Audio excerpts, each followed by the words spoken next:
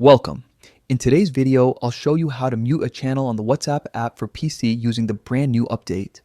Whether you're trying to cut down on constant notifications or just want a little peace and quiet while still staying connected, this quick guide will help you do exactly that. Let's get started. First, open the WhatsApp app on your computer. Make sure you're signed into your account and connected to the internet. Once the app is open, take a look at the menu pane on the left side of your screen. You'll see several icons there, your chats, calls, and right below them, the new channel icon introduced in the latest update. Go ahead and click on the channel icon. This will open a list of all the channels you're currently following. Take a moment to scroll through and find the one you'd like to mute. Maybe it's a news channel that sends too many updates or a community channel that's a little too active. Either way, once you found it, you're ready for the next step. Now, move your mouse over that channel's name and right-click on it.